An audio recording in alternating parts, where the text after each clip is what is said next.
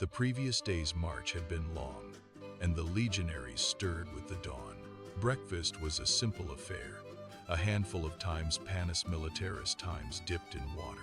This hard bread, baked weeks prior, was their staple, a testament to Roman efficiency. As the sun climbed higher, thoughts turned to the midday meal. If they were lucky, the quartermaster had secured a fresh supply of times pulse asterisk. This grain porridge, though bland, provided sustained energy for the day's tasks. A legionary named Marcus remembered his childhood farm, where his mother made times pulse asterisk. He missed the taste of home, but duty called.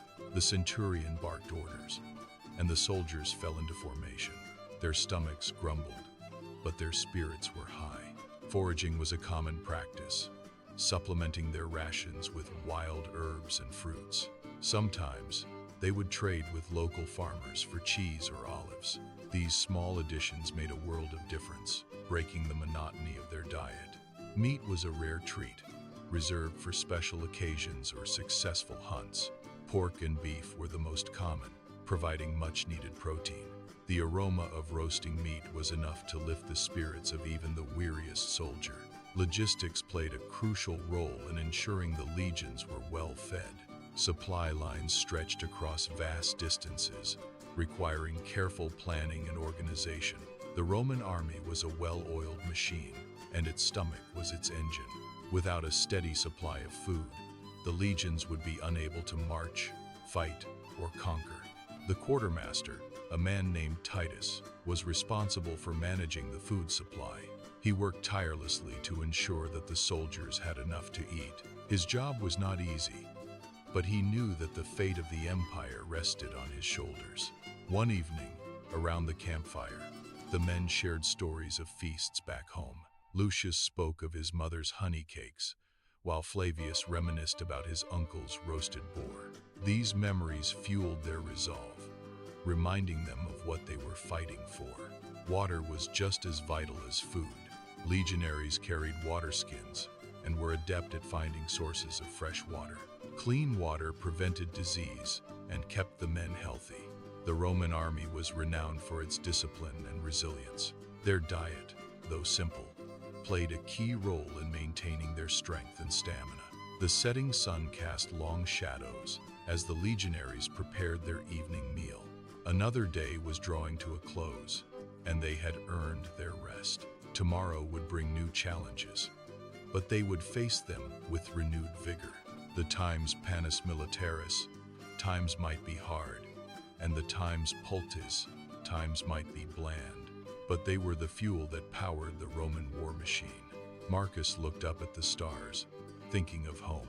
He knew that his duty was to Rome, and he would serve her to the best of his ability. As the night deepened, the camp fell silent. The legionaries slept soundly, dreaming of victory and feast to come. Their simple diet sustained them, both body and soul. The strategic importance of feeding the army was never lost on Roman commanders. Well-fed soldiers were more effective fighters. Logistical planning was as crucial as battlefield tactics. The Roman military machine depended on a constant flow of supplies. This included not only food but also weapons, clothing, and other essential items. The Roman army's ability to conquer and control vast territories was due in no small part to its logistical prowess. The daily diet of a Roman legionary was a reflection of Roman pragmatism. It was simple, efficient, and effective. It provided the soldiers with the sustenance they needed to endure the hardships of military life and to conquer new lands. As the campfire embers glowed softly, the story of the Roman legionaries' diet revealed a deeper understanding of Roman military power. It was a story of logistics, strategy, and the enduring spirit of the Roman soldier. The empire's success was built on the backs of these men, and their simple meals were a testament to their resilience. The next day promised new battles and new challenges. But for now, the legionaries rested, sustained by their humble fare. They were ready for whatever lay ahead.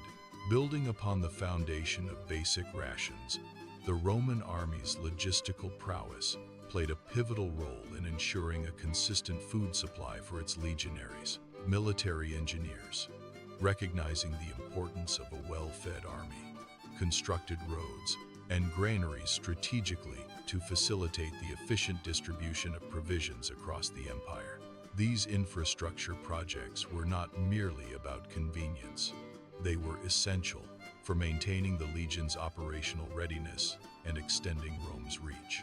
The ability to transport and store large quantities of food allowed legions to operate far from their supply bases for extended periods, conducting campaigns and maintaining order in distant provinces without the constant worry of starvation. Imagine a legion marching for weeks, knowing that wagons filled with grain and other essential supplies would meet them at predetermined locations. This level of logistical planning was unprecedented in the ancient world and gave the Roman army a significant advantage over its less organized adversaries. Furthermore, the Roman army often relied on local resources to supplement their rations, particularly when operating in conquered territories. Rather than solely depending on supplies from Rome, they would purchase or requisition food from local farmers and merchants, integrating the local economy into their military machine. This practice not only supplemented their rations but also served as a means of controlling and integrating newly acquired regions into the Roman system. By purchasing food, the army stimulated the local economy and created a sense of dependency, while requisitioning food demonstrated Rome's authority and power. The diet of Roman soldiers, therefore, was not just about sustenance. It was a reflection of Rome's organizational capabilities, its strategic thinking, and its ability to project power and influence across a vast and diverse empire. Each carefully planned meal, each grain of wheat transported across miles of Roman road, was a testament to the empire's commitment to its legions and its unwavering pursuit of dominance. It showcased how deeply intertwined the practicalities of feeding an army were with the broader goals of imperial expansion and control. The Roman soldier's diet was a carefully constructed system. It was more than just food. It was power. It was the sinews of war. Consider, for instance, the vast network of roads that crisscrossed the Roman Empire. These weren't just for troop movement. They were arteries for food supply. Grain from Egypt, meat from Gaul, and wine from Italy could reach the legions on the Rhine or in Britannia with relative speed and efficiency. This logistical network also included sophisticated storage facilities. Granaries, often located near military bases, were designed to keep food fresh and protected from the elements, ensuring a steady supply even during harsh winters or prolonged sieges. The construction and maintenance of these facilities required significant investment and expertise, further highlighting the importance Rome placed on feeding its soldiers.